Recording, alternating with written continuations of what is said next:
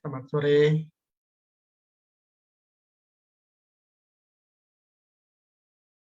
Ya, selamat sore Bapak Ibu. Kita eh, mulai acara Zoom ini karena sudah jam 4 waktu Bali ya, jam 3 waktu Indonesia Barat. Kita mulai yang ini karena Pak Angga memerintahkan saya untuk memulai acara seminar Zoom pada sore hari ini.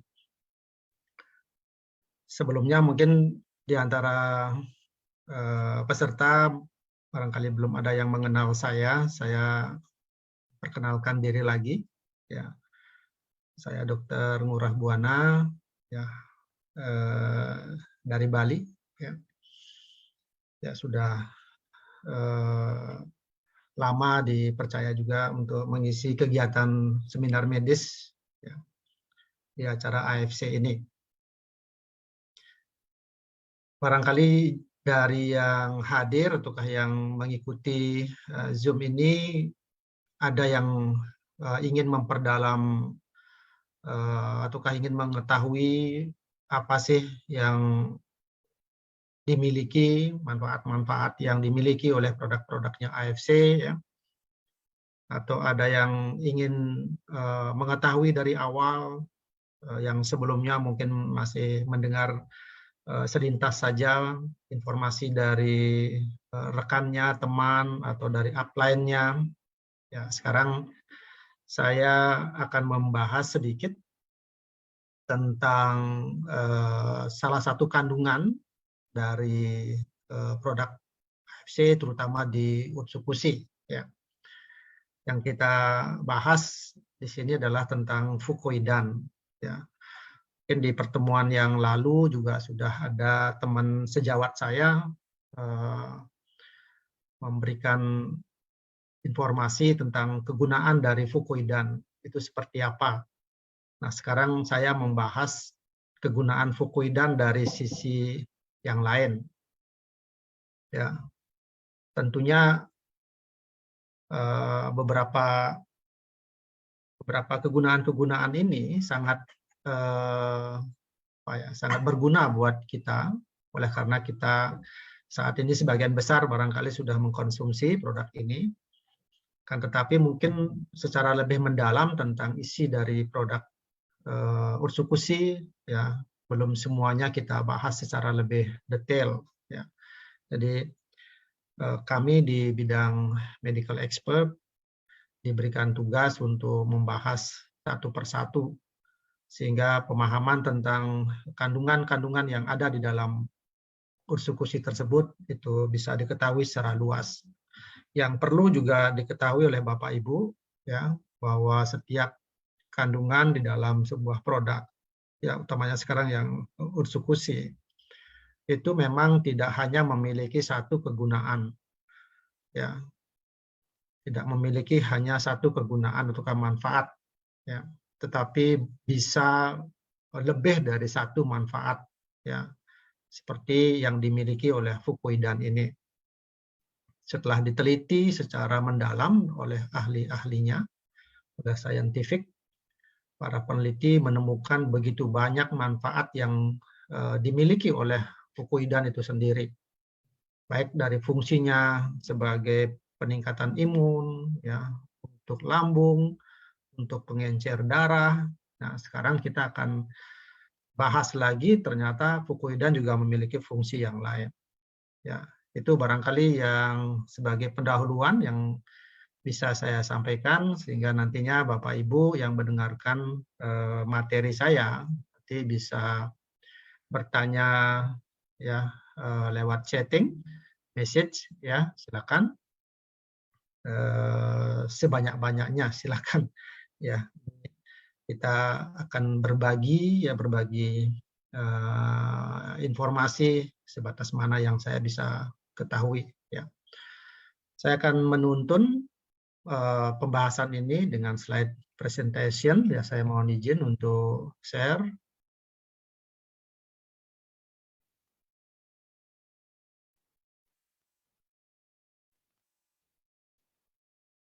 Ya, judul yang saya bawakan pada sore hari ini adalah tentang bagaimana kegunaan fukuidan sebagai anti stres oksidatif dan anti peradangan. Ya, jadi sekali lagi, bagaimana fungsi dari fukuidan sendiri sebagai anti stres oksidatif dan anti peradangan. Nah, kalau kita berbicara tentang stres oksidatif, ini tidak bisa lepas dari kondisi ataukah satu istilah yang kita sebut sebagai radikal bebas. Ya. Di mana seringkali kita mendengar tentang istilah radikal bebas, ya malah sebagai satu istilah-istilah yang umum yang barangkali bagi pecinta kesehatan, bagi masyarakat yang mulai memperbaiki pola makan dan lain sebagainya, pola hidup, pasti akan selalu sering mendengar atau membaca tentang radikal bebas. Nah, yang kita ketahui memang radikal bebas adalah sebagai salah satu pemicu masalah kesehatan yang saat ini sedang berkembang, dan kita ketahui memang awal mula dari suatu penyakit adalah akibat dari kerusakan dari sel itu sendiri.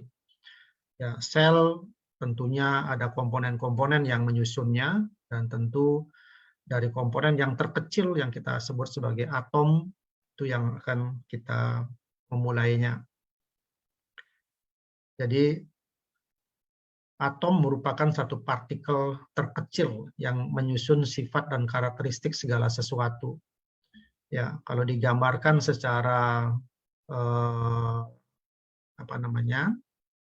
molekuler, ya, bahwa sebuah atom itu terdiri dari elektron, proton, dan neutron. Ya, kalau kita lihat susunan dari atom itu, ya, susunan dari atom.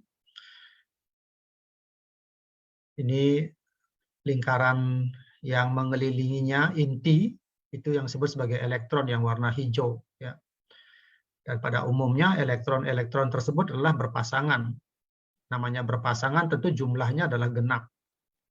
Jadi 2, bisa 4, bisa 6, dan lain sebagainya.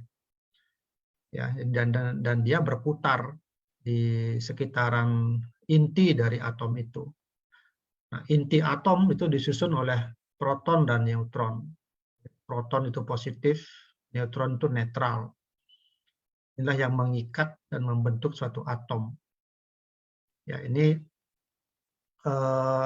atom yang secara masih dalam posisi yang normal, ya, yang normal. Jadi sekali lagi, elektron yang mengelilingi inti dari atom itu tersendiri itu adalah berpasangan, ya, berpasangan. Nah, beda halnya kalau atom tersebut sudah mengalami satu masalah, ya, sudah mengalami suatu masalah. Jadi kondisi inilah yang kita sebut sebagai cikal bakal terbentuknya radikal bebas. Ya. Nah, hal-hal yang bisa menyebabkan terjadinya pembentukan radikal bebas itu adalah pada umumnya memang ada faktor-faktor dari luar. Ya, di samping juga ada faktor dari dalam itu sendiri.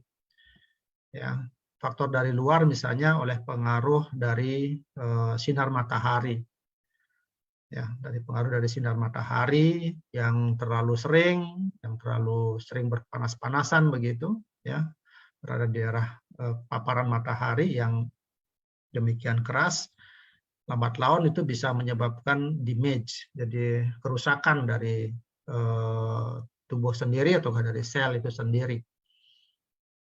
Kemudian akibat dari polusi udara, ya, polusi udara yang kotor, yang selalu kita hirup begitu, ya, kita berada di lingkungan di lingkungan area pabrik begitu contohnya, sehingga udara di sekitaran lingkungan itu menjadi tidak sehat. Dan kita selalu berada di sana tanpa menggunakan alat pelindung untuk pernapasan kita. Ini juga menyebabkan kerusakan ya dalam kondisi yang lama. Demikian juga akibat pengaruh dari radioterapi.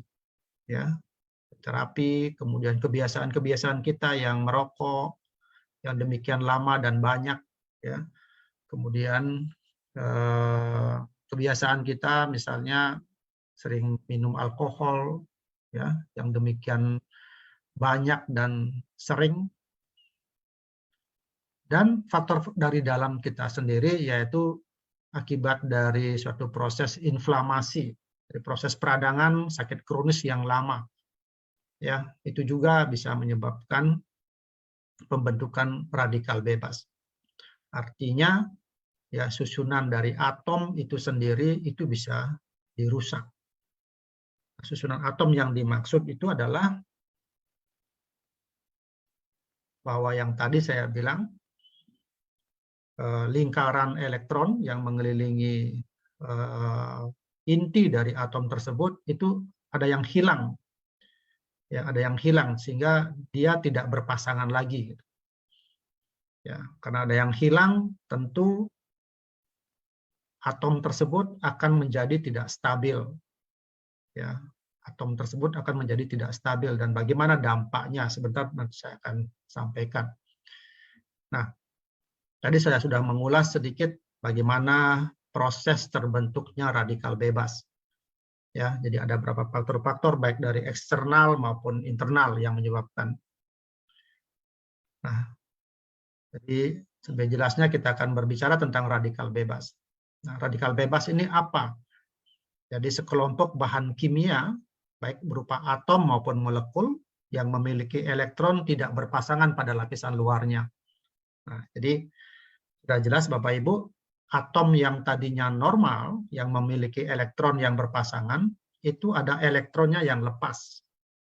Lepasnya elektron ini yang tadi saya sampaikan, akibat dari paparan matahari yang demikian lama dan sering, akibat dari konsumsi rokok yang banyak dan sering, akibat dari radioterapi, akibat dari peradangan di dalam tubuh yang lama, ya, dan lain sebagainya. Ya, nah jadi kehilangan satu elektron itu menyebabkan kondisi tidak stabil, ya, sehingga menimbulkan satu reaksi yang demikian kuat dari radikal bebas itu, memiliki energi yang besar, ya, memiliki energi yang besar. Nah, radikal bebas itu dalam kondisi yang jumlahnya yang seimbang di dalam tubuh itu memang memiliki fungsi yang bagus. Ya, bukannya kita menendang semua konsep radikal bebas. Radikal bebas dibutuhkan oleh tubuh, tapi dalam jumlah yang seimbang, supaya dia bisa memiliki kekuatan yang besar untuk apa? Untuk melindungi tubuh kita. Ya, karena mereka radikal bebas ini di dalam tubuh dia memiliki kemampuan untuk juga membunuh sel-sel ataukah makhluk yang harusnya tidak ada di dalam tubuh kita secara normal. Jadi dia bisa membunuh kuman, virus, bakteri dan lain sebagainya, ya. Tetapi yang menjadi satu kondisi yang tidak sehat kalau seandainya radikal bebas itu jumlahnya demikian banyak. Ya, sehingga yang tadinya bermanfaat bagi tubuh, ya, yang tadinya bermanfaat bagi tubuh, justru akan menjadi musuhnya tubuh itu sendiri. Ya, jadi radikal bebas itu justru menyerang tubuh kita sendiri, menyerang sel-sel ataukah atom-atom yang masih sehat. Karena apa? Karena namanya radikal bebas, dia ingin mengambil elektron yang dari atom yang masih sehat, ya, supaya atomnya yang hilang tersebut terisi kembali. Ini.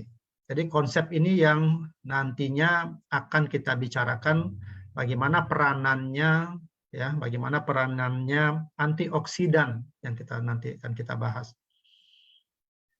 Jadi proses pembentukan radikal bebas inilah yang kita sebut nanti sebagai stres oksidatif. Ya, dia kehilangan elektron menyebabkan atom tersebut itu menjadi tidak stabil dan membuat satu kondisi-kondisi yang tidak baik di dalam tubuh. Yang paling sangat kita takuti adalah pengambilan elektron itu sampai merusak ke dalam sel yang kita sebut nanti DNA. Ya, kita tahu DNA itu adalah membentuk susunan dari genetik kita. Nah, kalau genetik kita DNA itu dicuri, ya istilahnya dicuri elektronnya, maka tentu genetik kita akan tidak stabil lagi. Artinya dia bisa berubah dari sel yang normal menjadi sel yang tidak normal. Nah, sel yang tidak normal ini bisa berkembang ya menjadi sel kanker, atau mungkin didahului oleh proses penuaan.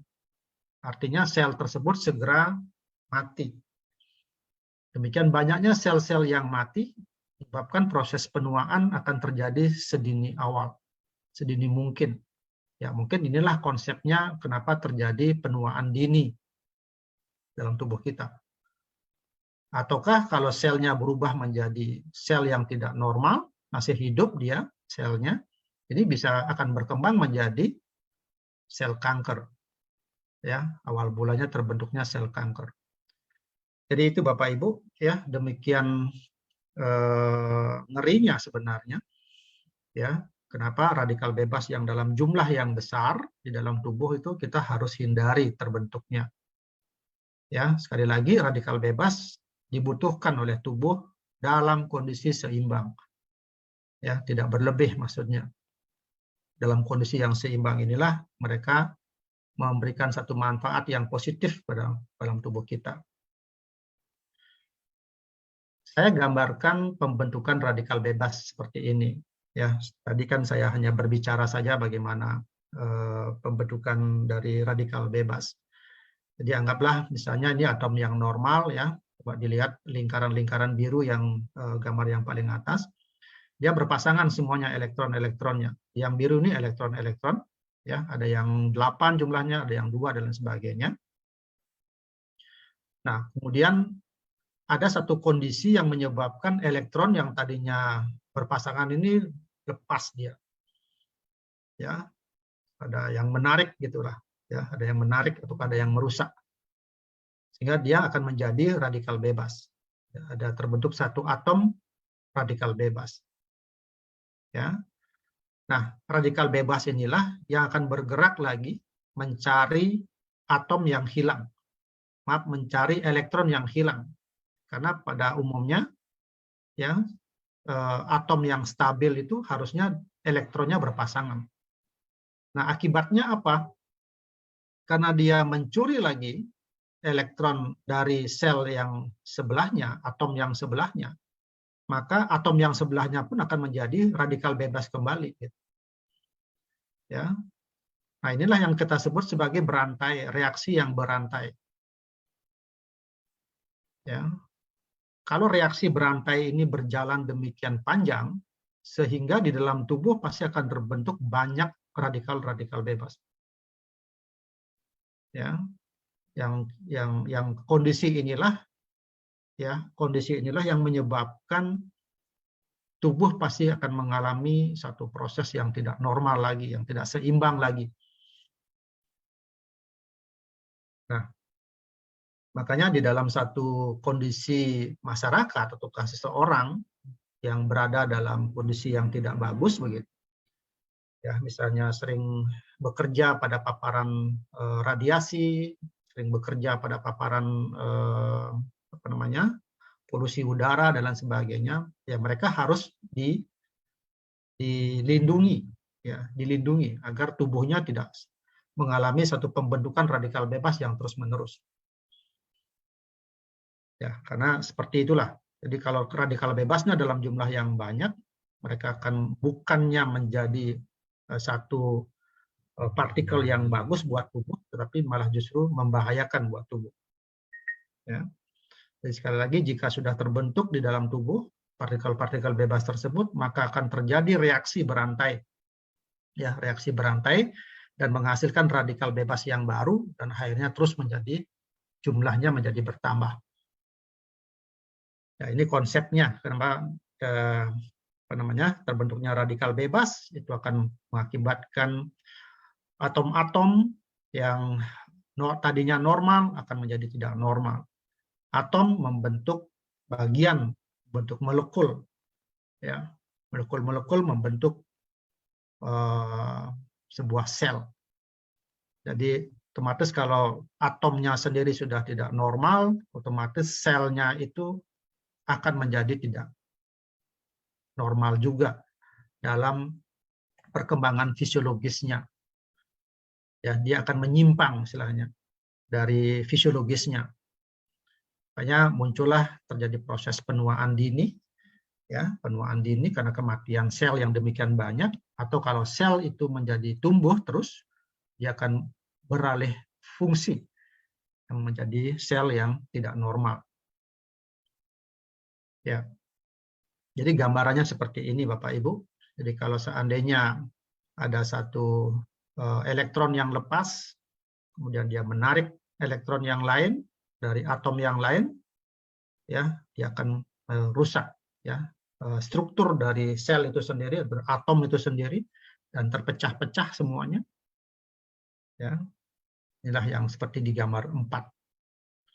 Ya, bayangkan kalau kita bisa membayangkan diri kita sendiri kalau terjadi seperti itu, jadi wajar seorang yang bekerja atau mengalami satu kondisi yang banyak terjadi satu radikal bebas, maka tubuhnya pasti akan terjadi kerusakan-kerusakan.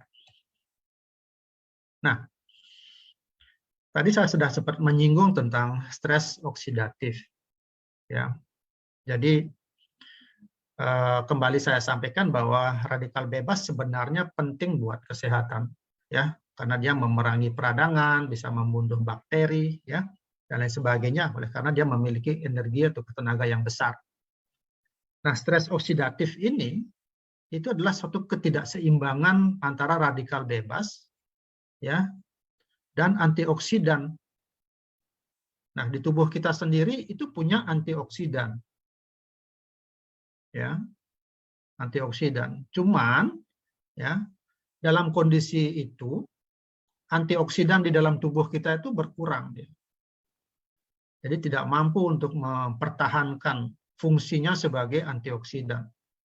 Oleh karena apa? Oleh karena produksi dari radikal bebas yang demikian besar. Itu. Jadi tubuh sebenarnya memiliki kemampuan untuk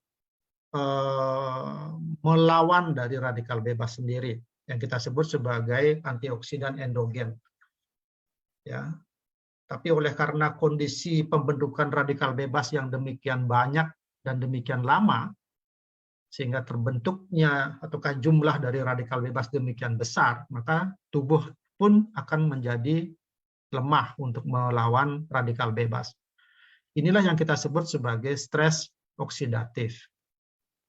Ya, kalau kita melihat satu kondisi yang lain, misalnya, ya, dalam kehidupan kita sehari-hari, kalau tubuh kita mampu untuk melawan stres, ya, misalnya kita sering dimarahi oleh pimpinan, anggaplah begitu, kita bekerja di sebuah perusahaan, ya, kita stres bekerja, tapi sebenarnya tubuh kita mampu untuk melawan stres, ya, kita tahan stres kita. Tapi oleh karena terus-terusan kita dicaci maki, misalnya, ya, dimarahi, semua pekerjaan yang kita kerjakan tidak becus, lama-lama kita tidak mampu. Dan akhirnya kita bisa menjadi satu kondisi cemas yang berlebihan, dan akhirnya kualitas hidup kita menjadi tidak bagus. Ya, kalau kita membawa istilah stres oksidatif ke dalam kehidupan sehari-hari, mungkin istilahnya akan sama seperti itu. Ya. Nah, jadi sekali lagi kondisi stres oksidatif itu membawa pada kerusakan oksidatif mulai dari tingkat sel, mulai dari tingkat yang paling kecil di dalam tubuh kita, ya, sampai ke jaringan hingga ke organ. Ya, makanya seringkali terjadi satu kondisi, ya, proses penuaan atau munculnya penyakit-penyakit kronis, ya, seperti stroke, asma, diabetes, ya, penyakit-penyakit yang lain sampai ke Parkinson, penyakit jantung, dan AIDS. Ya, kalau kita mempelajari lebih dalam tentang stres oksidatif atau radikal bebas akan seperti ini, Bapak Ibu. Ya, jadi bagaimana bahayanya stres oksidatif? Jadi bisa mengalami penuaan, ya, bisa terbentuknya kanker ataukah tumor yang berawal dari mutasi gen ataukah DNA tadi, ya, atau ya bisa memiliki faktor risiko terjadinya penyakit jantung. Ya, kalau dia berinteraksi dengan kolesterol, ya, yang tipe LDL. Tentu pembentukan sampai ke tahapan kerusakan ini bukan hitungan hari, Bapak Ibu, ya, bukan hitungan bulan begitu sehingga terjadi kerusakan. Ini hitungannya tahun, mungkin bahkan puluhan tahun gitu. Ya, makanya kalau kita berpikir begitu, maka sedini awal kita bisa menahan ataukah mengurangi ataukah bahkan hilangkan faktor-faktor stres oksidatif itu, maka resiko terjadinya hal-hal yang negatif ke depan pada tubuh kita, yang kita mulai dari sel, jaringan, sampai organ, itu tidak akan terjadi. Ya, jadi pertanyaan, apakah antioksidan yang kita konsumsi saat ini bagi pasien-pasien yang sudah mengalami penyakit degeneratif, apakah tidak berfungsi? Saya katakan pasti ada fungsinya. Oleh karena apa? Oleh karena penyakit kronis pada umumnya terjadi proses peradangan yang kronis. Sedangkan antioksidan sendiri, ya, antioksidan sendiri itu berhasil untuk mengatasi radikal bebas. Ya, kita tahu bahwa peradangan yang kronis itu memunculkan radikal bebas. Maka fungsi dari antioksidan adalah mengurangi jumlah dari radikal bebas sehingga kerusakan sel bisa lambat laun dikurangi. Oke, sekali lagi, baik fungsinya di awal sebagai pencegahan ataukah baik setelah pasien mengalami sakit yang demikian kronis. Bapak Ibu, ini beberapa kondisi yang dikaitkan dengan oksidatif, stres oksidatif, beberapa penyakit-penyakit yang pada umumnya adalah memang penyakit-penyakit yang termasuk penyakit kronis, ya, aterosklerosis, cancer, ya, pulmonary dysfunction, katarak, dan lain sebagainya, dan lain sebagainya. Siapa tahu memang ada beberapa peserta yang hadir pada sore hari ini memiliki penyakit-penyakit yang seperti ini. Dengan mendapatkan pengetahuan informasi dari kami, meyakinkan kembali bahwa apa yang sudah dilakukan sebelumnya sampai hari ini, artinya Bapak Ibu yang sudah mengkonsumsi ursekusi terutama, itu lebih memberikan satu pandangan yang positif, bahwa tidak lagi terjadi suatu proses keraguan-raguan dalam mengkonsumsi secara konsisten produk ini. Oleh karena apa? Oleh karena bahwa produk ini memiliki fungsi sebagai antioksidan yang demikian bagus, ya, yang kaitannya dengan penyakit-penyakit yang sedang diderita oleh Bapak Ibu, misalnya memiliki penyakit di antara yang Bapak Ibu bisa baca di slide ini. Nah, untuk menanggulangi radikal bebas seperti yang tadi saya sampaikan, yang kita sebut sebagai radikal bebas itu sebagai oksidan, maka terdapat antioksidan ya, baik secara endogen maupun eksogen yang nantinya bersinergi untuk menetralisasi radikal bebas yang ada di dalam tubuh kita. Jadi antioksidan di dalam tubuh itu memang diproduksi oleh tubuh kita secara alami, secara enzimatik. Sedangkan antioksidan yang dari luar, yang kita sebut sebagai eksogen itu adalah produk-produk yang memang memiliki kemampuan sebagai antioksidan pada saat kita konsumsi. Jadi sinergi ini pada saat tubuh memproduksi antioksidan yang berkurang oleh karena sesuatu dan lain hal, maka memang kita membutuhkan antioksidan yang dari luar. Salah satu produk yang kita konsumsi sekarang ini, ya, Utsukushi itu merupakan salah satu antioksidan eksogen yang memang harus kita konsumsi dari luar. Ya. Nah, apa peranan antioksidan dalam hal ini? Dia adalah membantu menghentikan proses kerusakan sel dengan cara apa? Memberikan elektron kepada radikal bebas. Ya. Nah, kalau kita kembali lagi ke depan, bahwa radikal bebas adalah atom yang kehilangan elektron, sehingga dia tidak stabil. Antioksidan akan menyerahkan atomnya ya kepada radikal bebas, sehingga radikal bebas yang tadi liar itu menjadi normal kembali. Nah, itu ya. Jadi dia menetralisir radikal bebas, sehingga radikal bebas tersebut akan menjadi atom yang normal, sehingga tidak lagi memiliki kemampuan untuk mencuri atom yang lain. Ya, tentu dengan catatan kondisi-kondisi eksternal dan internal yang menyebabkan, ya sekali lagi, yang menyebabkan terbentuknya radikal bebas itu juga harus dikendalikan. Makanya Bapak Ibu, mentang-mentang ada Utsukushi, ya, mentang-mentang ada Utsukushi ataukah produk-produk antioksidan yang kita konsumsi, pola hidup kita, lifestyle kita masih tidak bagus.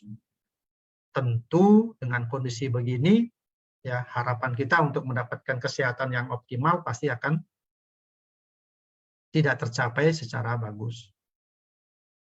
Nah, makanan kesehatan yang sudah kita konsumsi yang sebagai antioksidan, sekali lagi, itu memang sangat bagus buat mempertahankan kondisi yang fungsional, yang optimal buat tubuh kita, tetapi faktor-faktor luar ataukah faktor dalam yang mempengaruhi terbentuknya radikal bebas itu juga harus dikendalikan. Itu catatan yang penting yang harus saya sampaikan kepada Bapak Ibu. Jadi supaya nanti tidak menjadikan suatu pertanyaan, saya sudah mengkonsumsi Utsukushi 100 box misalnya, tapi saya tidak mendapatkan apa-apa, Pak Dokter. Yang jelek ini adalah Utsukushi. Saya bilang kasihan ini Utsukushi dijadikan sebagai apa ya, isu negatif gitu. Padahal kalau kita teliti, kita tanyakan lebih jauh kebiasaan hidupnya sehari-hari seperti apa. Ya, saya masih tetap merokok, saya masih tetap minum-minum yang banyak sampai mabuk-mabuk misalnya. Ya, saya bekerja di area polusi yang demikian kotor, saya tidak memakai masker, tidak pakai pelindung dan sebagainya. Ya, jadi itu. Ya. Nah, Bapak Ibu, tadi saya sudah menyinggung tentang antioksidan endogen, ya, antioksidan endogen. Jadi tubuh kita memiliki antioksidan endogen yang kita sebut sebagai, contohnya adalah glutathione. Ya, ada yang disebut sebagai glutathione, ada yang disebut sebagai katalase, ada yang disebut sebagai SOD, ya, super oxide dedismutase, ataukah hidroperoksidase dan lain sebagainya. Mungkin dari Bapak Ibu yang paling dikenal adalah glutathione. Ya, glutathione. Ini juga sebagai rajanya antioksidan, kalau dibilang begitu, ya. Yang kita kenal, yang beberapa kali juga para dokter sudah menyampaikan ini. Dan kandungan-kandungan di dalam ursukusi juga ada glutathione. Oh, ternyata glutathione adalah sebenarnya sudah ada di dalam tubuh kita. Gitu. Ya. Nah, antioksidan ini juga ada yang kita sebut sebagai antioksidan enzimatis dan antioksidan non-enzim. Yang contohnya adalah golongan-golongan vitamin itu. Ya, seperti vitamin C, vitamin E, ya, dan dari golongan-golongan senyawa fitokimia yang lain. Ya, ternyata benar Bapak Ibu, ya, yang kita ketahui vitamin C, vitamin E boleh nggak dikonsumsi dok sebagai antioksidan? Boleh, ya, karena memang antioksidan yang tergolong non enzimatis, gitu, ya. Nah, jadi komposisi dari antioksidan seberapa banyak yang seimbang di dalam tubuh dok? Nah, itu yang menjadi pertanyaan sekarang. Kondisi saya sedang tidak bagus, mengalami penyakit degeneratif misalnya. Berapa banyak harusnya saya mengkonsumsi antioksidan supaya tubuh saya menjadi lebih sehat? Ini yang memang sulit untuk memastikan berapa komposisinya, ya, bahwa antioksidan itu memang benar-benar mampu bekerja di dalam tubuh kita. Ya, kalau menurut hemat saya, apa yang Bapak Ibu rasakan kondisinya membaik, ya, berapapun dosisnya itu sebenarnya dosis yang tepat. Ya, makanya seringkali ada testimoni dari pasien-pasien yang menyatakan bahwa dok, saya minum 1 minggu produk Otsukushi kok kondisi saya membaik. Gitu.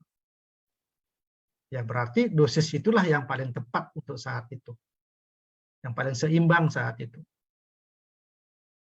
Makanya ada pasien mengatakan, dok, saya sudah 5 box minum tidak membaik. Ya mungkin saja dosisnya yang kurang. Sehingga di dalam tubuh kemampuan dari nutrisi ini belum seimbang untuk melawan sakitnya. Ya, jadi itu yang bisa saya inikan. Nah, ini sebagai penjelasan yang lain lagi ya, komponen-komponen antioksidan seperti tadi yang saya sudah sampaikan. Nah, ini penjelasan gambar yang cukup menarik ya, bisa menggambarkan bagaimana antioksidan itu mencegah kerusakan akibat adanya radikal bebas. Nah, jadi seperti tadi saya sampaikan, bahwa radikal bebas yang gambar melingkar yang sebelah kanan ini, kan ada elektron yang tidak berpasangan. Nah, jadi antioksidan yang kita konsumsi, misalnya Otsukushi itu, ya, dia sebagai antioksidan yang enzimatik, ya, dan dia memang tersusun juga dari atom-atom. Atom-atom inilah yang akan memberikan satu elektronnya, ya, satu elektronnya atau lebih dari satu elektron kepada radikal bebas yang lagi mengincar elektron yang yang kekurangan itu, ya.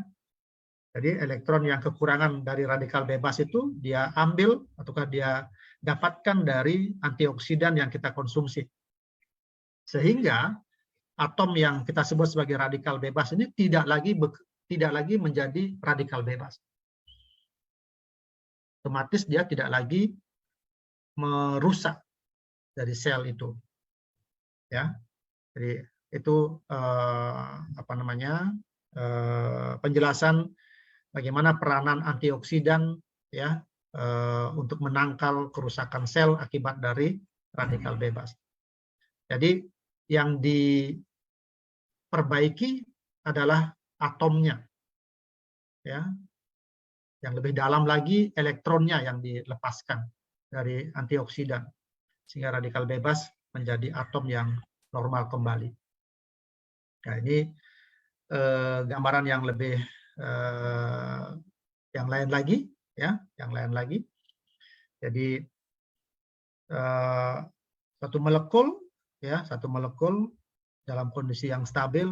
Jadi ini masih bibirnya masih tersenyum begitu, ya. Jadi pada saat ada satu imunitas yang kondisi menurun begitu imunitasnya, dan tubuh kita tanpa ada satu antioksidan, tentu sel-sel ataukah atom yang membentuk sel tersebut dia akan mengalami kemunduran atau mengalami kerusakan. Jadi pada saat itu dia membutuhkan antioksidan, ya, yang tadinya bibirnya sudah mulai sedih dan sekarang mulai tersenyum kembali. Itulah fungsi dari antioksidan. Ada kata-kata hati-hati Bapak Ibu, ya. Karena apa? Karena beberapa antioksidan dalam dosis tertentu itu berubah sifat menjadi prooksidan. Ya, jadi antioksidan yang kita konsumsi dalam dosis tertentu itu bisa berubah menjadi radikal bebas dia. Individu memang selalu berada dalam lingkungan yang memicu keadaan stres oksidatif, ya. Itu bisa mengkonsumsi suplemen ataukah vitamin. Artinya, individu-individu yang memang selalu berada dalam lingkungan yang memicu stres oksidatif, ya. Contoh kayak tadi seorang pekerja keras, tapi dalam kondisi yang terpapar matahari, ya, sering begadang misalnya, sering mengkonsumsi makanan-makanan yang minuman yang tidak sehat misalnya.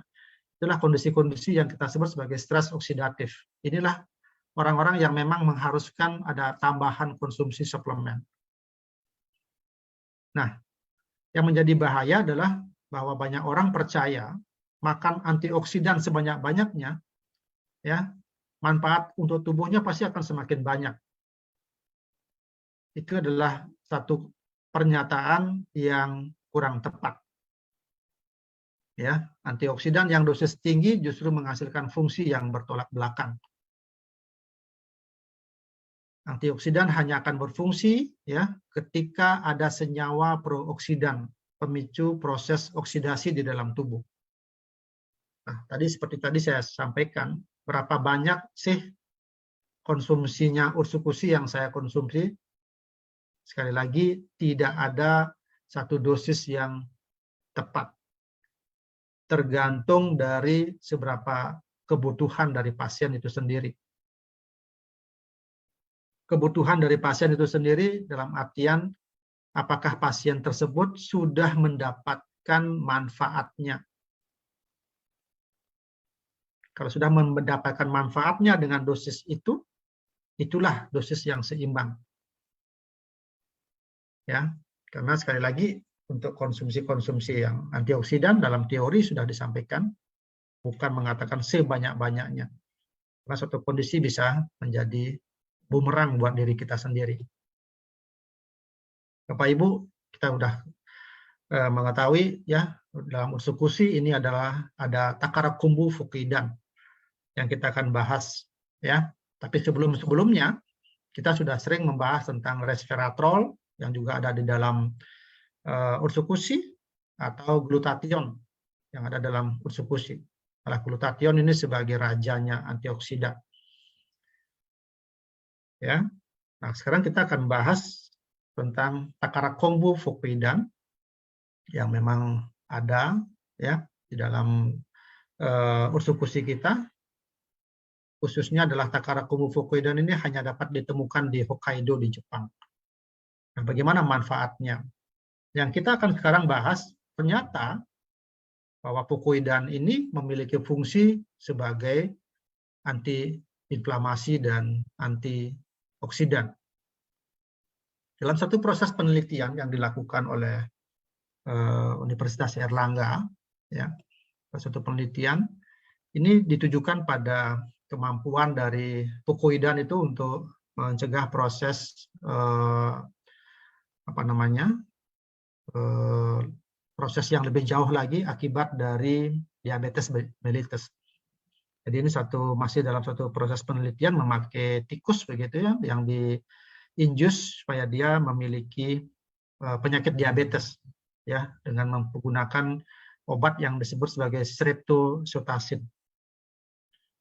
Nah, dari hasil penelitian itu menunjukkan bahwa streptozotocin ini memang signifikan untuk meningkatkan kadar ureum dan kreatinin. Demikian juga MDR, interleukin 6, dan TNF-alpha. Sedangkan ekspresi dari SOD dan GPX ini menurun. SOD dan GPX ini adalah antioksidan endogen. Jadi dia menekan antioksidan endogen. Ya, jadi orang-orang yang memiliki penyakit diabetes mellitus, justru antioksidan endogennya itu berkurang dia. Makanya pasien-pasien dengan penyakit-penyakit kronis itu memang membutuhkan antioksidan dari luar. Ya, antioksidan dari luar. Nah, dalam penelitian ini Bapak Ibu, ya, saya simpulkan saja bahwa fucoidan dengan nanopartikel itu memang merupakan bahan obat yang dapat digunakan untuk melindungi kerusakan ginjal pada diabetes, ya, yang bekerja dengan cara sebagai anti-stres oksidatif, di mana dia menurunkan MDR dan meningkatkan antioksidan endogen, ya. Dengan dia sebagai antiinflamasi itu dengan menurunkan kadar interleukin 6 dan TNF-alpha. Jadi dengan penelitian yang seperti ini jelas bahwa salah satu kegunaan dari fucoidan sendiri adalah memang berfungsi sebagai antioksidan, otomatis juga sebagai antiinflamasi. Ya, Bapak Ibu, jadi di samping Takara kombu fucoidan memiliki kemampuan untuk meningkatkan imunitas, ya, karena dia meningkatkan kemampuan dari NK sel, ya, dari komponen-komponen darah yang berfungsi sebagai pertahanan, ya, leukosit kita. Dia juga memiliki kemampuan untuk pengencer darah. Dia juga memiliki kemampuan juga sebagai anti oksidan, ya, yang kita bahas pada sore hari ini. Nah, kenapa kita menganjurkan pada pasien-pasien yang mengalami penyakit ataukah memiliki penyakit degeneratif, di samping dia mengkonsumsi Utsukushi, dia juga harus mengkonsumsi SOP Subarasi. Jadi ini satu perpaduan yang demikian bagus. Ya, satu sisi memiliki fungsi untuk regenerasi sel. Akibat dari radikal bebas itu banyak sel-sel yang mati dan yang rusak. Jadi SOP Subarasi yang dapat memperbaiki itu. Ya. Kemudian kerusakan-kerusakan akibat radikal bebas itu di stop, ya, di stop oleh dengan penggunaan ataukah konsumsi Utsukushi, ya, yang memiliki kandungan banyak untuk antioksidan. Jadi sudah sangat tepat Bapak Ibu. Siapa tahu ada yang hadir di sini memiliki penyakit kronis seperti diabetes, ya, stroke misalnya, dan lain sebagainya. Yang saya anjurkan, ya, bukan hanya mengkonsumsi Subarasi, bukan hanya untuk regenerasi selnya saja, tapi penting sekali juga mengkonsumsi Utsukushi, karena di dalamnya ada produk-produk yang berfungsi untuk melawan radikal bebas. Baik, itu Bapak Ibu yang dapat saya sampaikan di sore hari ini. Mudah-mudahan bisa memberikan satu tambahan ilmu sedikit, tambahan pengetahuan, ya. Keraguan-keraguan yang selama ini mungkin masih ada di dalam diri itu bisa menghilang. Artinya, oh, berarti saya sudah tepat ini mengkonsumsi Utsukushi. Ya, kaitannya dengan radikal bebas. Gitu. Ya, Bapak Ibu ya. Oke. Karena saya tidak ada yang memandu pada sore hari ini, jadi saya juga langsung untuk membacakan pertanyaan-pertanyaan yang sudah di chat ya dari Bapak Ibu. Mohon maaf kalau seandainya nanti ada yang ketinggalan ya. Saya mohon maaf nanti.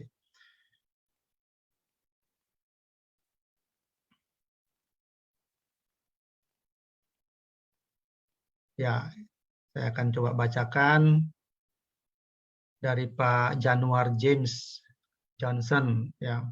Dok, apakah radikal bebas ini dapat menjadi faktor terjadinya autoimun? Lalu untuk stres oksidatif yang mungkin saja tidak bisa disiasati atau harus dihadapi terus karena faktor passion dalam kerjaan, bagaimana konsumsi SOP subarasi dan usukusi secara rutin dan daily. Berapa kali sehari juga termasuk untuk menangkal radikal bebas. Ya. Ya, bagus sekali pertanyaannya untuk Bapak Januar James ya. Sekali lagi dalam kondisi-kondisi tubuh kita yang terus terpapar oleh penyebab-penyebab stres oksidatif ya, yang terus-menerus membentuk radikal bebas. Ya, memang pada saat itu memang tubuh kita harus disupport oleh suplemen yang fungsinya memang sebagai antioksidan. Tapi yang saya katakan adalah mengenai jumlahnya yang harusnya tidak membabi buta. Ya, membabi buta yang saya sampaikan tidak harus minum dalam jumlah yang besar. Ya, intinya adalah rutin. Kalau memang paparannya rutin, ya kita konsumsinya juga harus rutin. Ya, nah yang sangat penting sekali yang saya sampaikan tadi adalah bagaimana mengontrol faktor luar tersebut yang bisa menyebabkan terbentuknya radikal bebas itu, Pak. Ya, mengenai berapa kali sehari, ya silakan Pak, itu sesuai dengan kebutuhan saja. Ya, itu sekali lagi itu sesuai dengan kebutuhan saja. Apakah radikal bebas ini juga dapat menjadi penentu terjadinya autoimun? Bisa, Pak. Ya, makanya radikal bebas itu bisa kemana-mana dia, karena menganggap bahwa tubuh kita ini sebagai musuh dia. Tapi sekali lagi dalam jumlah yang besar, Pak ya. Ya, sekali lagi dalam jumlah yang besar. Nah, makanya kalau kita tidak ingin jatuh ke dalam kondisi autoimun, maka radikal bebas yang sudah beredar di dalam tubuh dalam jumlah yang besar itu harus dikendalikan. Caranya ya sekali lagi apa penyebab terjadinya itu yang harus kita hindari. Yang kedua, mengubah pola hidup yang tadinya tidak bagus.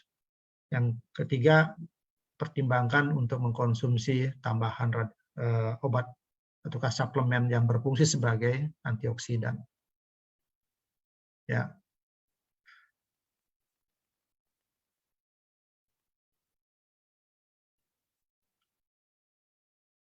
Dari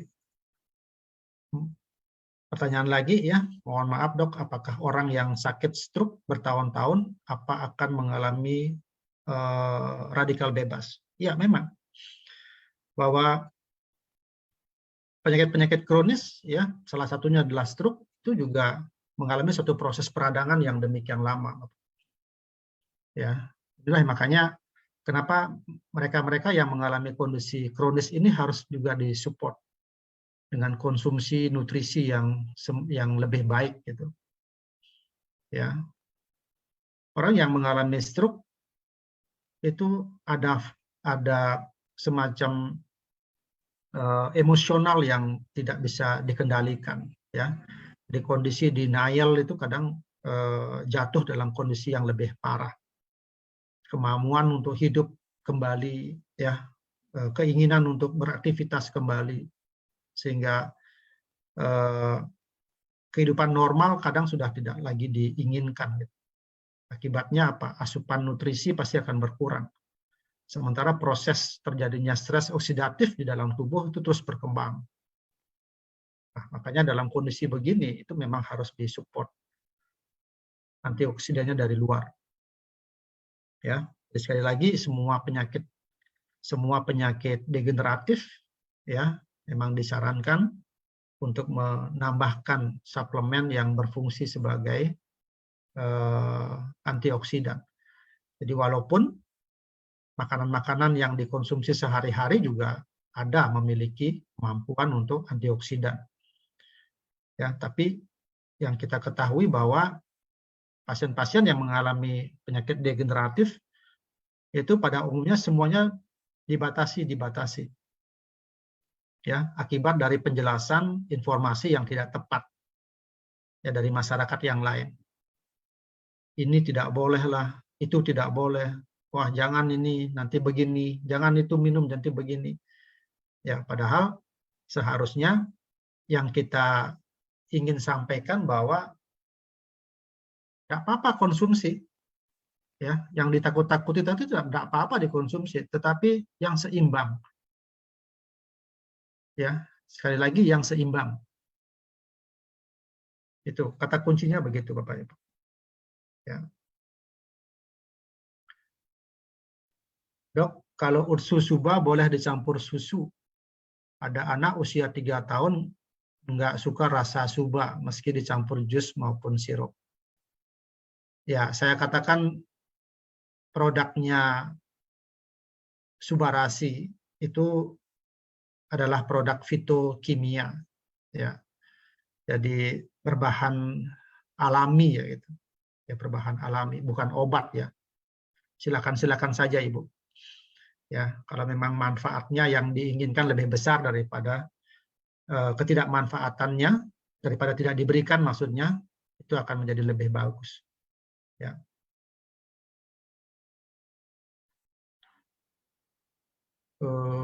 Mana lagi tadi? Dok, maaf boleh tanya di luar tema. Ya, kalau ada pasien yang kata dokter ginjalnya sudah rusak, mengecil dan lengket, apakah masih ada kemungkinan bisa pulih dengan UTSU? Ya, yang dikatakan pulih bukan bisa untuk seperti sedia kala ya Ibu ya, atau siapa ini yang Lili ya. Tidak pernah ada berani mengklaim ya suatu produk bisa mengembalikan dari yang benar-benar rusak menjadi bagus kembali, tidak pernah.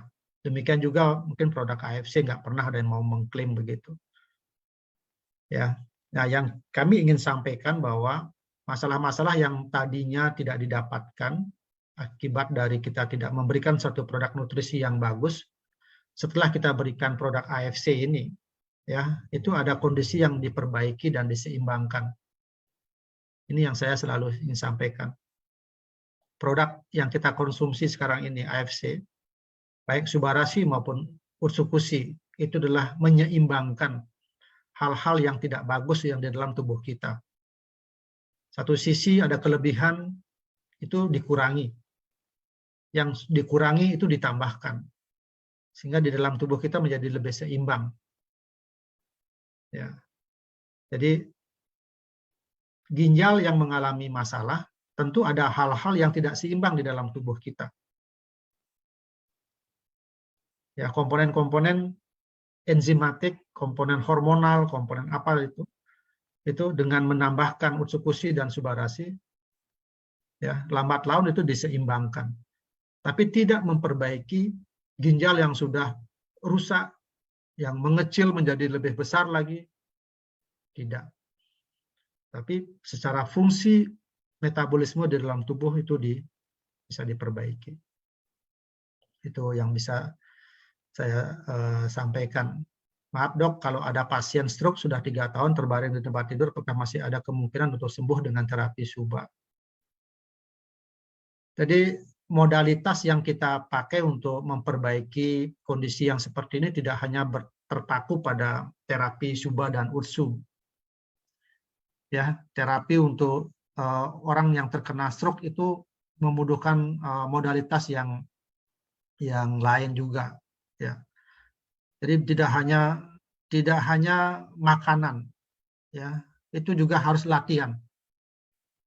harus di fisioterapi, dilatih, ya, kekuatan ototnya dilatih, kemauan bicaranya kalau misalnya tidak ada berbicara, ya, keinginan hidupnya juga harus dilatih, dan lain sebagainya. Tentu dengan kombinasi yang seperti itu. Dari sisi nutrisi diperbaiki, dari sisi fisiologisnya, ya, fisiknya diperbaiki, dari sisi mindsetnya, pikirannya dikendalikan, akan lebih bagus hasilnya ketimbang kita hanya memberikan terapi produk nutrisi saja. Itu jawaban saya.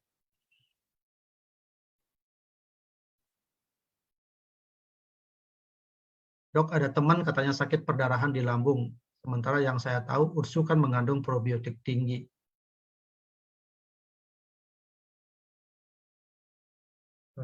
Sebentar.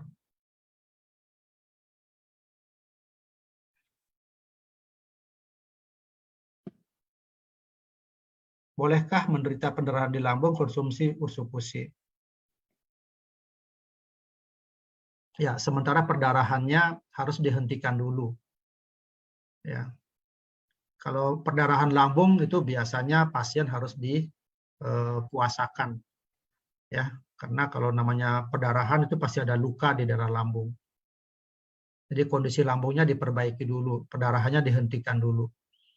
Ya, baru pada saat pasien sudah diperbolehkan untuk mengkonsumsi sesuatu, ya pada saat itu ursu pusi silakan diberikan. Ya, itu akan menjadi lebih baik.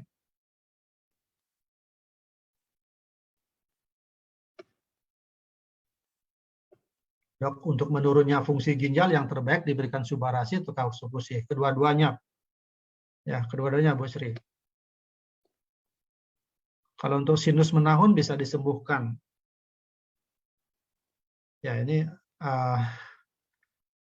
sinusitis, ya. Kalau sinusitis yang sifatnya alergi itu membutuhkan terapi modalitas yang beragam. Ya, di samping penyebab dari sinus itu pun juga harus dikendalikan. Ya. Jadi dengan upaya yang beragam diharapkan memang manfaat perbaikannya itu pasti akan lebih bagus.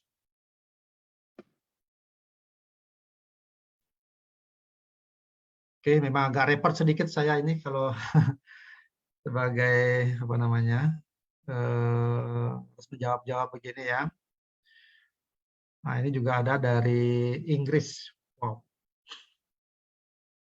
Saya ada kista 17 cm kali 10, pendarahan berat, gumpalan, anemia, pegal-pegal. Dalam 2 bulan, tapi kistanya belum mengecil. Baiknya operasi atau potong. Hal-hal yang memang sifatnya berupa pertumbuhan jaringan yang tidak normal, ya, pertumbuhan jaringan yang tidak normal seperti tumor, kista, ya. Menurut saran saya, Bapak Ibu, ya, menurut saran saya itu sebaiknya memang diangkat, ya, sebaiknya memang diangkat, jangan menunggu, ya, jangan menunggu.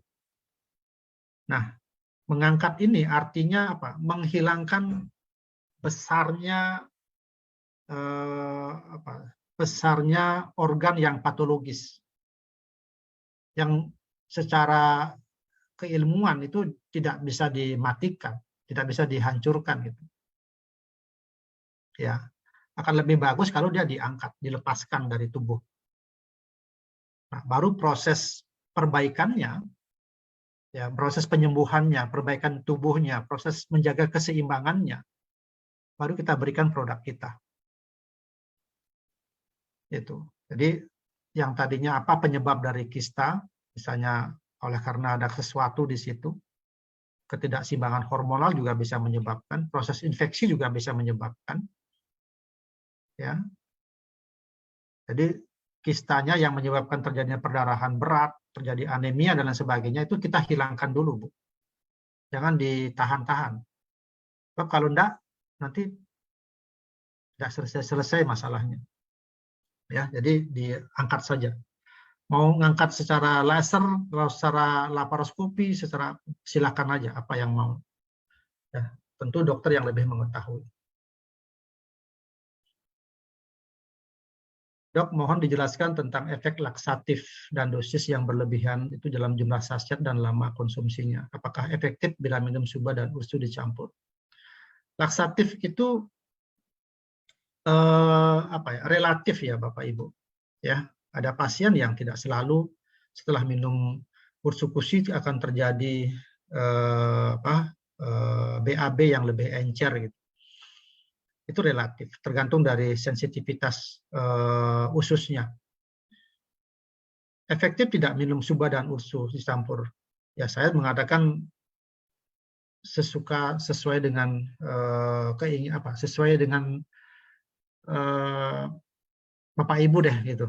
Ya, mau dicampur boleh, mau tidak dicampur juga silakan. Nggak ada aturan yang jelas. Ya.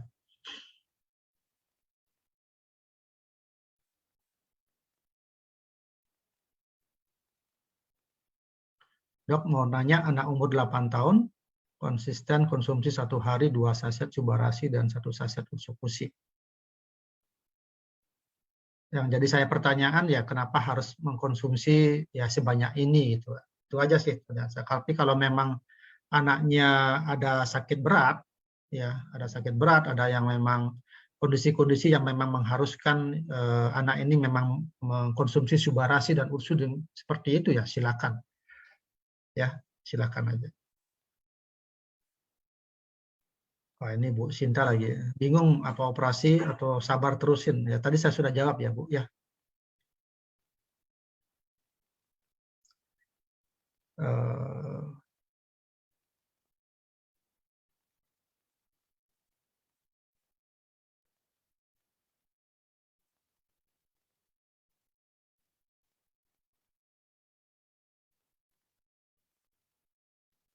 Apakah SOP Suba sangat bagus dikonsumsi untuk penderita hipertiroid, di samping juga minum obat yang diberikan? Silakan minum, Bu. Ya, hipertiroid itu ketidakseimbangan hormon tiroksin, ya, dan itu pasti mengganggu metabolisme dari tubuh. Ya, silakan. Subarasi menyeimbangkan itu.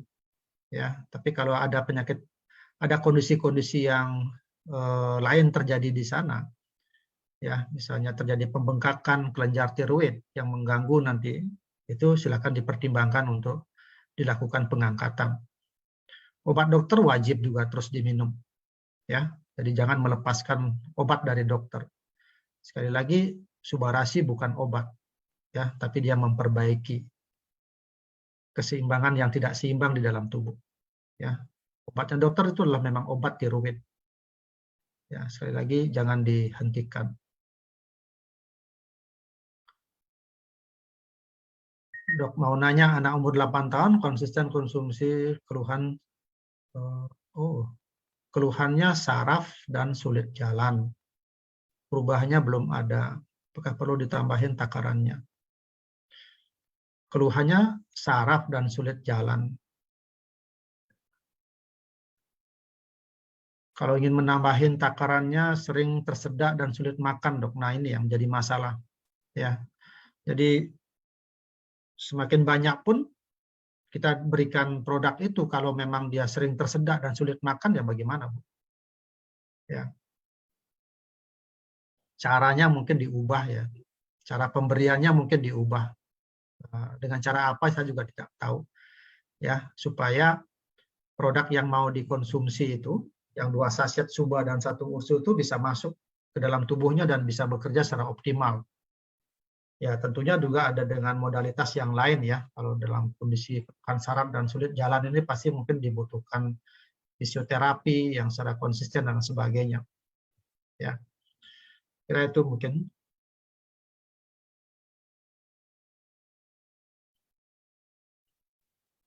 Anak saya umur 7 tahun bocor ginjal. Kalau konsumsi suba dan ursu bisa membantu nggak, Dok? Soalnya dokter dari anak saya nggak ngebolehin konsumsi produk lain selain obat dokter.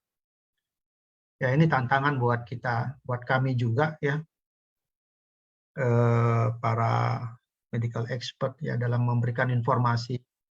Terkadang memang kita diberikan satu persepsi yang agak sulit memang kita terima gitu ya. Orang-orang yang memang mengalami kebocoran ginjal itu memang apa ya, istilahnya perhatian pada anak atau melalui dokter yang merawat itu memang kadang sangat hati-hati ya. Memang saya juga menyetujui hal itu. Tapi yang kita ingin sampaikan bahwa produk ini adalah produk yang sangat aman buat kita. Ya, sangat aman. Artinya apa? Partikel yang terkandung di dalam produk ini sangat nano size. Sangat kecil sekali partikelnya. Sehingga organ yang mengalami kerusakan itu tidak dibebani untuk menjalankan proses ekskresi, dalam hal ini adalah ginjal. Beda halnya kalau seandainya yang kita konsumsi molekulnya besar. Ya, kalau molekulnya besar, seperti proteinnya besar, itu memang diharapkan tidak dikonsumsi oleh pada penderita gagal ginjal. Karena dia akan membebani fungsi ginjal yang sudah rusak. Karena apa? Karena molekul yang dikeluarkan itu besar. Gitu. Sedangkan ini, protein ini atau asam amino ini sudah nano size. Jadi sangat kecil sekali. Itu sebenarnya tidak membebani gitu. Ya, tapi oleh karena seperti begini, ya, ada dokter yang merawat selalu memberikan wanti-wanti jangan lagi diberikan produk-produk lain selain obat dokter. Ya, yang ditakutkan adalah pemberian obat-obatan yang tidak melalui proses research, tidak melalui proses penelitian. Jadi mengaku-mengaku sebagai obat anti ginjal gitu. Dan inilah yang mungkin yang disampaikan oleh beliau-beliau, oleh teman sejawat saya. Itu memang harus hati-hati ya. Tapi kalau menurut saya produk kita ini aman. Ya, oleh karena apa? Ya tadi yang saya sudah sampaikan tadi. Bahwa kita ini bukan obat, kita ini makanan kesehatan. Makanan kesehatan juga memiliki partikel yang nano size. Jadi sangat kecil sekali. Ya. Dan sudah mendapatkan paten ya dari sebuah negara. Tentu melewati paten itu luar biasa. Ya.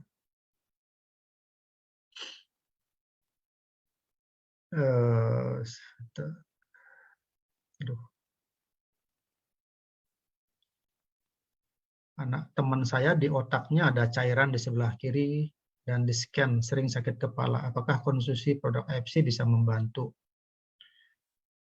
Kalau ada sesuatu di otak, itu sebaiknya dilakukan satu proses pemeriksaan yang lebih detail dulu ya.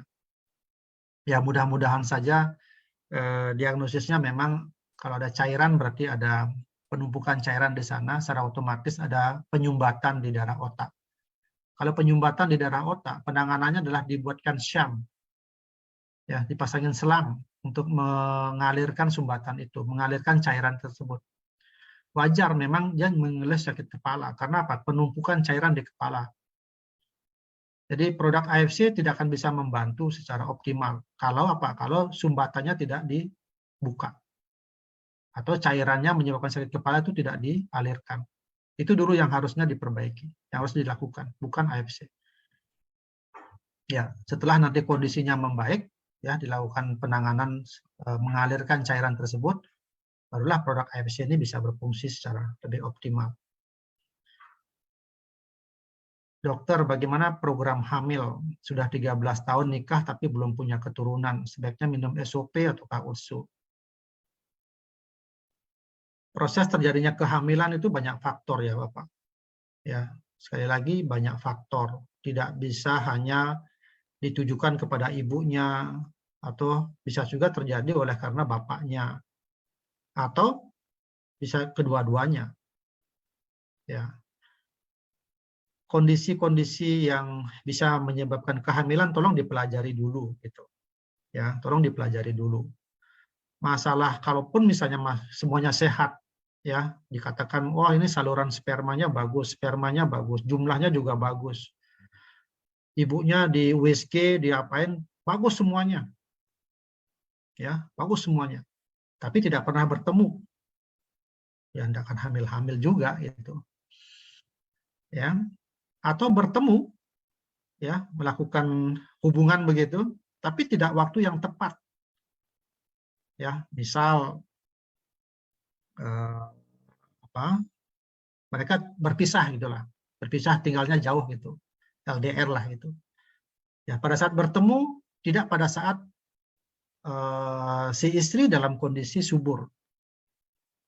Ya, walaupun melakukan melakukan itu, ya pasti tidak akan berhasil. Gitu. Jadi banyak faktor.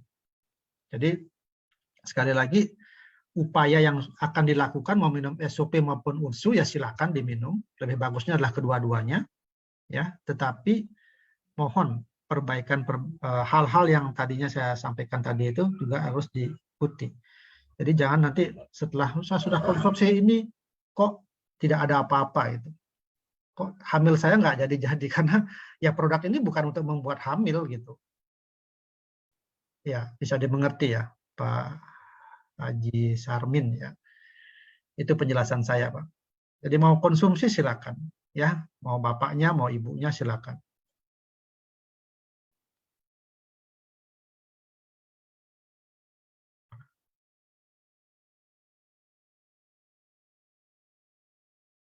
Ini tentang mimisan. Teman anak saya mimisan, katanya selaput di hidung. Ya, mimisan di hidung oleh karena satu faktor dari kekuatan elastisitas dari pembuluh darah di hidung ya, yang apa namanya, yang sensitif di sana. Ya, kadang karena pengaruh cuaca saja bisa mimisan dan sebagainya. Ya, ya jadi kalau ada faktor-faktor dari luar yang menentukan kondisi-kondisi seperti ini, ya itu harus dihindari. Ya, apakah ini juga akan membantu produk dari AFC? Ya, silakan aja, Bu. Ya, silakan saja diberikan. Ya, saya sarankan Subarasi kalau dalam kondisi begini. Ya.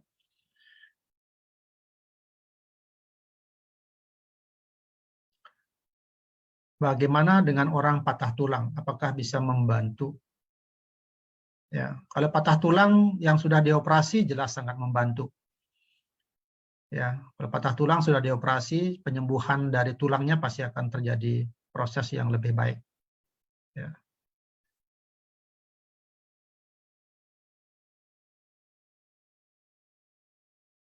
Oke, saya kira sudah semuanya saya jawab, Bapak Ibu.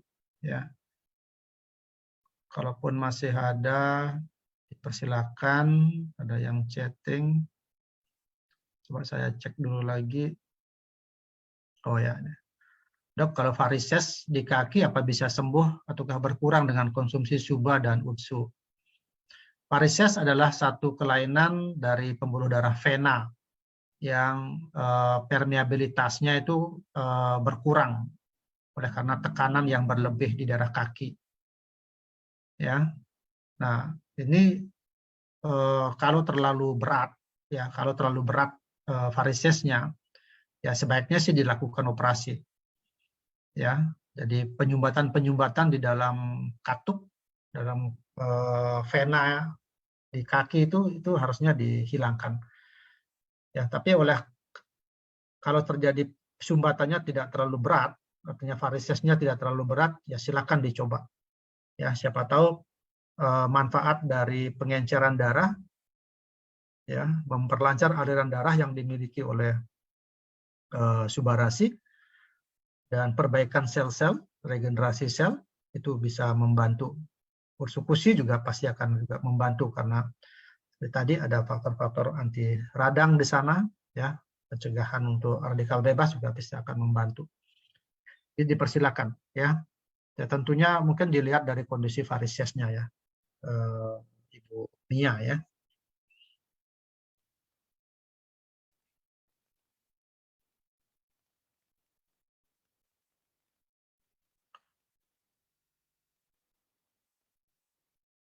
Saya kira sudah selesai. Saya memberikan, oh masih ada lagi nih. Maaf dok, di luar dari konteks, gimana dengan ODA? Ya, apakah dengan mengkonsumsi Subah Ursu, obat retroviral tetap diminum? Tetap diminum, ya, tetap diminum. Sekali lagi, produk kita bukan obat untuk ODA, ya, bukan obat untuk TBC, bukan obat untuk diabetes, bukan obat untuk hipertensi, bukan. Ya, obat-obatan yang memang spesifik untuk pengobatan penyakit-penyakit itu memang harus terus dikonsumsi. Ya, perbaikannya, membantu perbaikannya, supportingnya itu ada di Subah dan Utsu.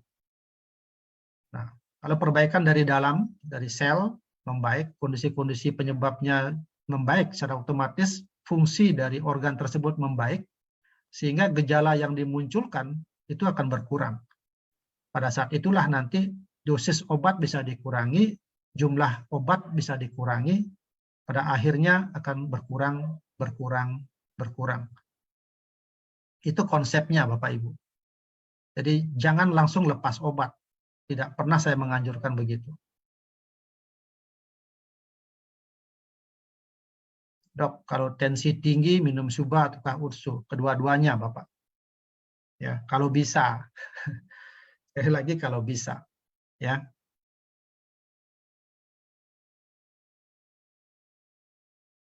Sampai kapan, Dok? Ya, selama-lamanya, Pak. Ya, konsumsi terus, Pak. Nggak jadi masalah. Sekali lagi, ini produk bukan obat. Kalau obat tuh mungkin ada batas waktunya gitu. Antibiotika harus sekian hari gitu. Ya, obat panas bila perlu gitu. Ya, tapi ini makanan kesehatan, Pak. Seperti konsumsi kita sehari-hari lah. Ya. Silakan. Dok, teman saya anemia. Kalau HB-nya turun, dia selalu suntik penambah darah. Apakah Subah Ursu membantu? Penyebab anemianya apa? Ya, banyak macam penyebabnya. Apakah memang terjadi perdarahan? Kalau perdarahan ya di stop perdarahannya. Perdarahannya di mana? Nah, itu lain lagi urusannya. Ya, ada perdarahan yang terlihat, ada perdarahan yang tidak terlihat. Ya, itu lain lagi. Ya, jadi saran saya ketahui dulu apa yang menyebabkan anemia. Ya, apa yang menyebabkan anemia? Apakah Ursu dan Subah membantu? Pasti membantu. Ya, tapi bukan sebagai terapi utama dari anemia, bukan. Saya tidak pernah mengatakan demikian. Jadi temukan dulu penyebab anemianya, ya, sehingga ada treatment untuk menangani penyebab anemia itu. Ya, ya kalau HB-nya turun memang selalu harus ditambahkan darah. Ya, mau tambahkan suntik, ya silakan aja. Ya.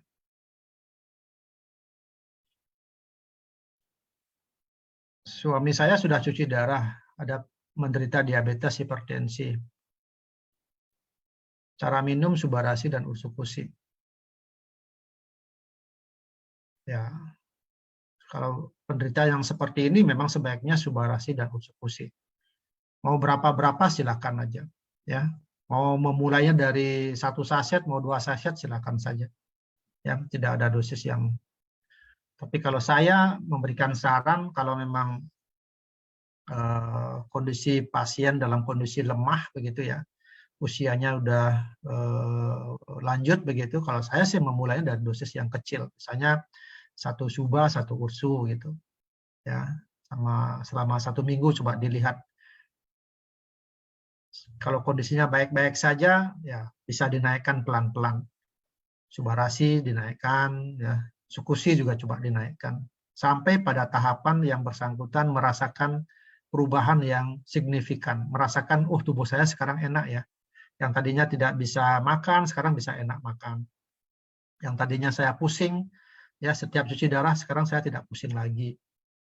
Ya, yang tadinya setiap habis hemo HD saya lemes, sekarang sudah nggak lemes lagi. Berarti dosis yang dikonsumsi pada saat itu itulah dosis yang tepat buat yang bersangkutan. Ya, itu cara berpikirnya.